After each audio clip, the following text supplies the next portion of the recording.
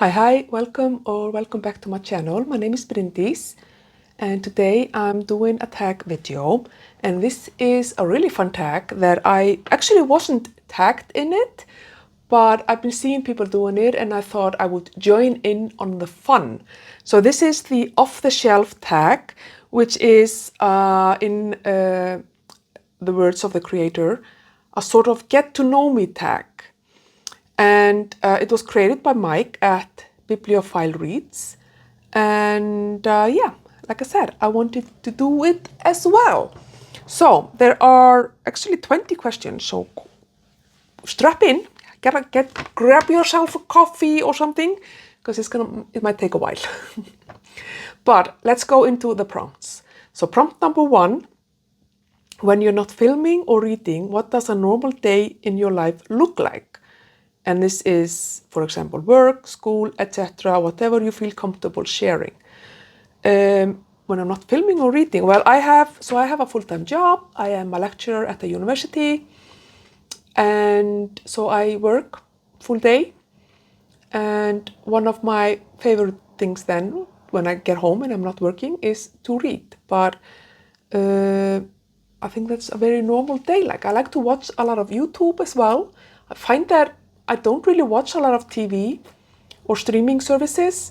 My kind of TV time is usually YouTube, and BookTube is a big part of that, but I also like to watch vlogs and stuff like that on just general YouTube.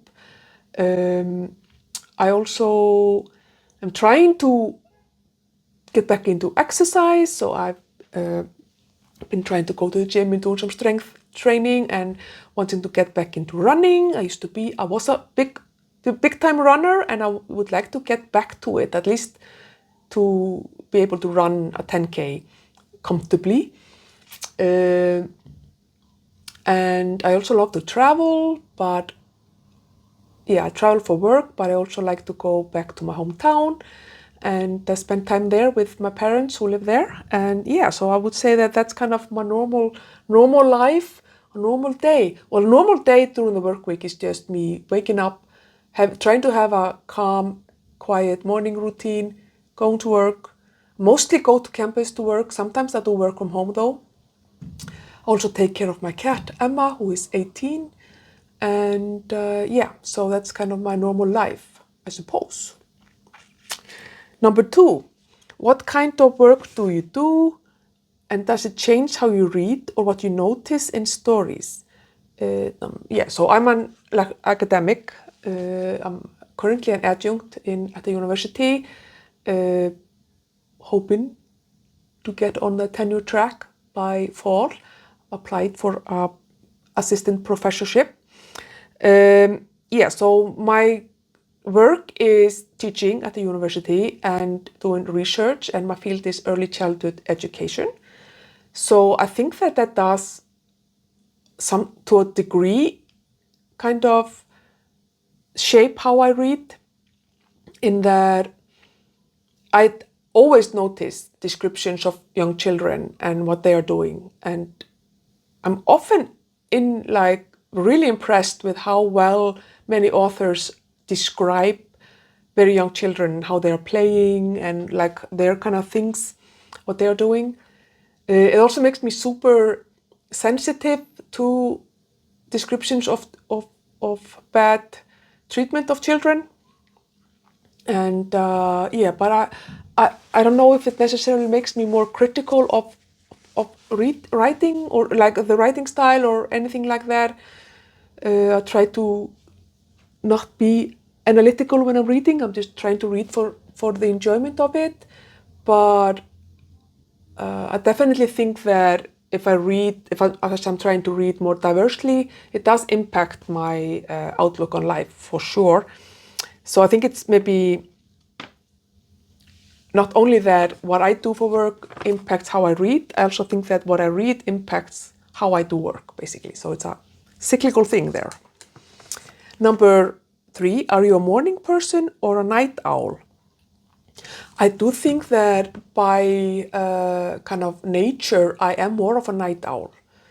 I think that a couple of years ago, I was kind of had a really free, like, what's the name, schedule. I could dictate my time completely myself. And I found that I would start to work at around 10 a.m. rather than 8 a.m. And then it meant that I needed to get up much later, and therefore I needed to go to sleep later. But I'm also middle-aged, and I'm becoming more of a morning person. I definitely find that when I'm doing deep work, deep academic work, I'm much more productive in the morning than in the afternoon. I'm definitely not an afternoon person. But then I can also get like a second wind in the evening. So I suppose I'm kind of both, depending on my mood, I suppose. Number 4, do you recharge by being alone or by talking to people? I'm definitely an introvert, so I need my alone time. If I am too many days in a row or too many hours with other people, I'm just like, leave me alone. Definitely need my alone time. And my job is very social most of the time, or a lot of the time, teaching in the classroom, doing discussions and stuff like that with students is very draining on me as an introvert. I enjoy it, I love it, but I definitely feel that after days where I'm teaching or being very super social at work, I'm very happy that I live alone and get to go home and just don't talk to me. I'm alone here. I really, really find that I enjoy being alone after I've had some social time. But number 5 is, what drains you more, too much socializing or too much isolation? And it's very interesting because I found, especially during COVID, that actually I would prefer too much socialization over too much isolation, because I find it extremely draining if I'm alone too much. And it turns into depression. So yeah, you just have to have some balance. Definitely not too much socializing, but also too much isolation is just so bad for you as well. 6, what's something that you enjoy that has nothing to do with reading? I enjoy traveling, like I said. Well, I don't actually I enjoy being in different places and different countries. I don't enjoy the act of traveling to those places or traveling back home. But I really enjoy experiencing new places and new cultures and new people and new food, new languages. Yeah. Another thing that really brings me joy is my cat.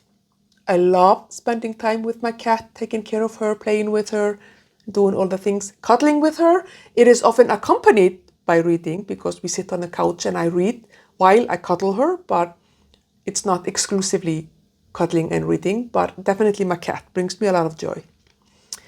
7, do you like planning things ahead of time or figuring things out as you go? I definitely am a planner.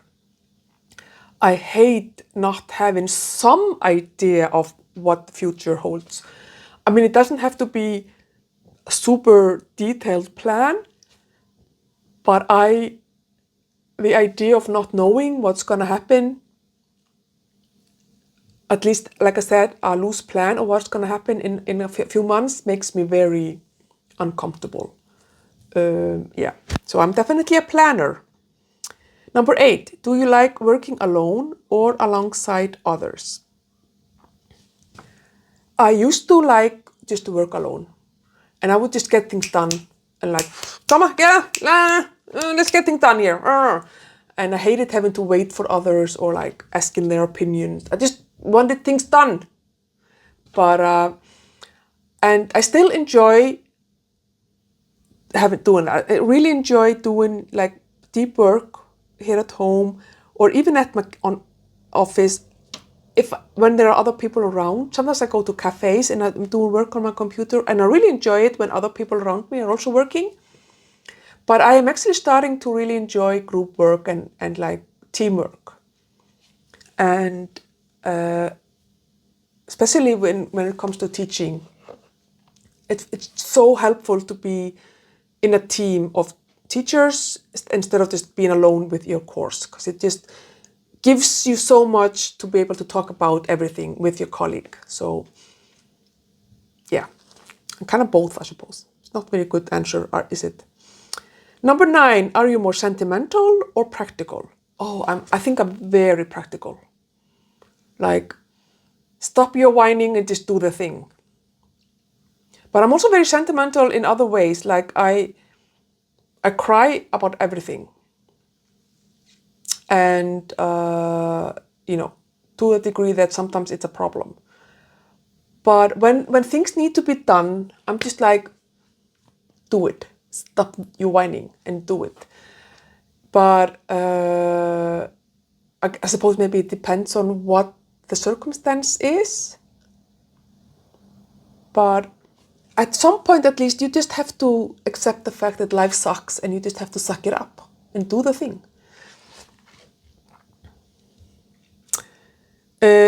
Number 10, what kind of pace do you prefer in life? Busy, steady, or slow? I think that I thrive when I'm busy. I know I complain probably a lot in my real life about it. And I'm like, I'm so busy, oh, I'm so overwhelmed. But I think I secretly thrive in that. But I also like the extreme of having then really slow periods. I think that rather than having things being steady all the time, I really like it when it's really busy and then it's just really slow and calm and quiet. And then really busy and then really slow and calm and quiet. I think that's kind of that's my personality, I think. Number 11, what's a simple task you strangely enjoy doing? A simple task. Well, I love doing laundry, and I actually love doing the dishes. I know, I'm weird. But there's just something about, I don't know, it's just very satisfying doing the dishes. And I just really love, for me, at least the way I do my laundry as well, I have it very organized. I have a laundry day, 1 day a week usually.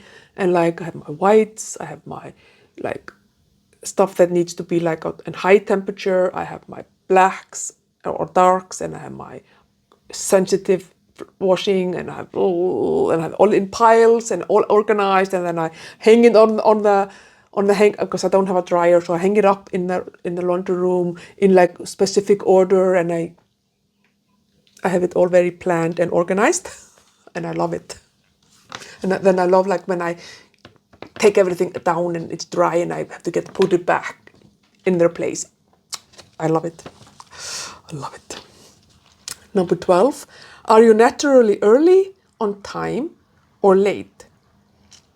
I am either very early, because I'm the type of person that comes to the airport 3 hours before takeoff or boarding even. And if, 5-10 minutes before something starts, when you're really supposed to come there half an hour too late because the person who is hosting isn't ready, or I'm late. Maybe like 3 minutes late or 2 minutes late or 5 minutes late. Not like super late, but I'm either super early or just a little bit late. It's very annoying. Number 13, what motivates you more? Curiosity or responsibility? Oh, this is a really good question. What motivates me more? We are just having sunshine here. What motivates me more? Curiosity or responsibility? Well, I'm definitely I'm very driven by outside motivators. So if I have people depending on me for some reason, or like a deadline or something that is like a hard deadline, it makes me very motivated. But I'm also very curious, a very curious person. So, but I do think responsibility is probably what motivates me more. I think curiosity is more maybe of an inspiration for me to start to do something. Especially if I think about like research that I'm doing. But I think generally in my life, I feel that responsibility is more something that motivates me. Number 14, what do you tend to overthink? And what helps you feel grounded? Well, I overthink everything. Like maybe not laundry, I don't know. But I do actually sometimes overthink laundry because I have a shared laundry room and I'm like, oh, is my neighbor going to be doing her laundry when I want to do my laundry? And I'm thinking about that the entire week before I then do my laundry, and then nobody's doing their laundry, so it's fine. Or I'm like, I have a social event at the end of November. It's April. And I'm already thinking about things regarding that social event because I'm very socially awkward. And I'm like, how are things going to be? Who am I going to sit with? It's April. Like, you're 50, almost 51. Like, so I overthink that. I overthink, obviously I did my PhD, did my defense. And you can imagine that I overthink that, people. I overthink everything. What helps me feel grounded? I think my cat. My cat. Perfect timing. Perfect. My cat Emma makes me feel very grounded because he does not care if I was. She doesn't care who I am. Like if I'm a,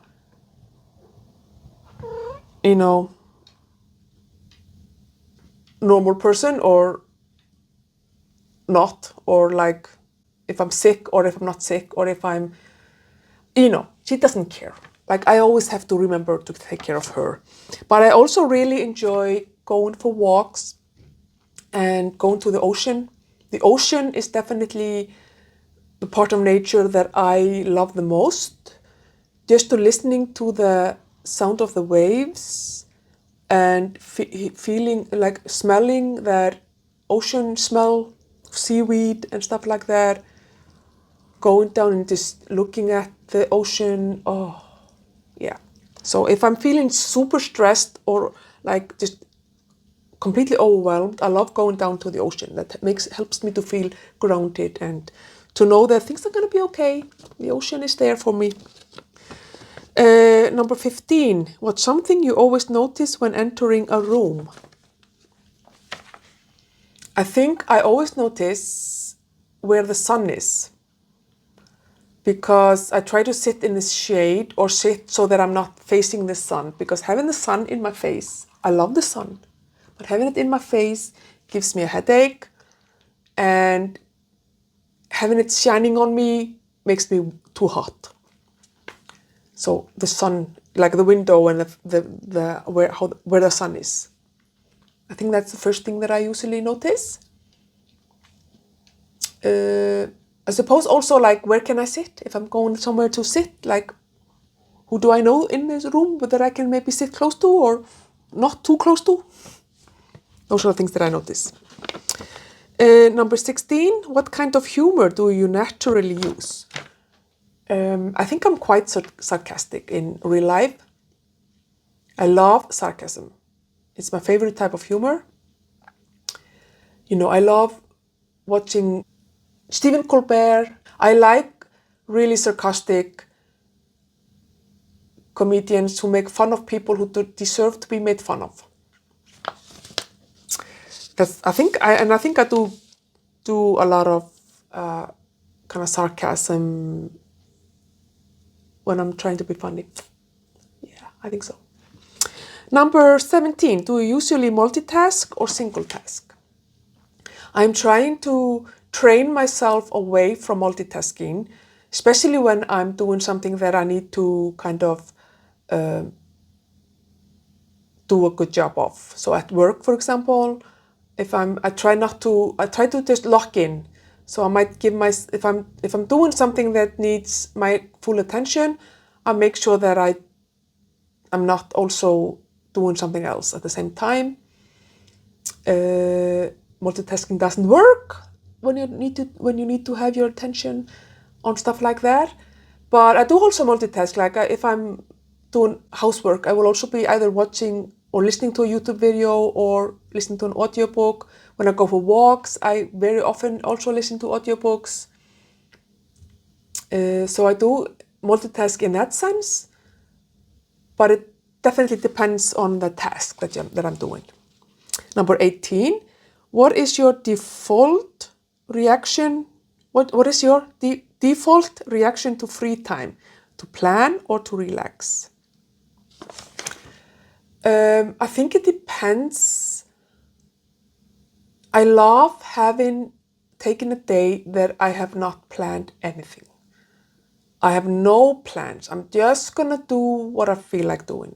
So if I'm just at home relaxing on the couch, if I feel like reading, I'm gonna read. If I feel like watching YouTube, I will watch YouTube. If I feel like doing housework, I will do housework. If I feel like going for a walk, I will go for a walk. I love that.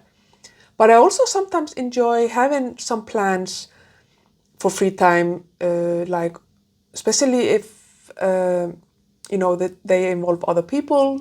Obviously need to plan so everybody knows when we're gonna meet or something like that. And when I go on holidays, I like to have like a mixture. So maybe if I'm going to some place, like I will have maybe every other day planned, and the other day is more of a free day of relaxing and just doing whatever. But yeah, so I guess I'm kind of a mixture of both. Number 19, are you comfortable with silence around other people? Yes, I'm Nordic, so I think that is the default status of our socializing. Obviously, it depends. I mean, I have been with people where it was very uncomfortable. The silence was uncomfortable. And I think it's because it felt like, because maybe we didn't know each other very well and we felt like we should be talking, but we didn't really know what to say. But if I'm with someone that I really know very well and they are comfortable in silence, then I will also be comfortable in silence. I'm very much an empath, so I will, if you are feeling uncomfortable, I will immediately sense that and start to feel uncomfortable as well. But no, I really enjoy being able to be somewhere and just be in silence, and everybody's just happy with that. Number 20, do you usually remember conversations or impressions? Oh, this is Sunshine. No, I love you, Sunshine. I really do. But I feel like in the last few days when I've been filming videos, there has been sunshine and it's making things weird, but it's fine. So, do I remember conversations or do I remember impressions? I think I remember impressions because I forget everything people say immediately after they've said it. So definitely impressions and like the vibe, like how do you feel being in with people and like what was the atmosphere? I think that's definitely something that I notice more than necessarily the words that people are saying. And then the last one is tag others, and I will tag someone in the description if I remember to do that. But I think a lot of people have already done this tag. But it sounded just so interesting and it's been really fun questions. So thank you so much again, Mike, for creating the tag. And if you want to do it, please let me know some of the answers in the comments as well. If you have a video, if you have a channel as well and you've done this video, please let me know in the comments and I will go watch your video. But also, if you don't have a channel but you would want to answer some of these questions, feel free to do that in the comments and we can have a discussion and chat about them. So thank you for watching. I'm sorry again for the strange lighting, but I hope you enjoyed and I will see you in my next one. Bye bye.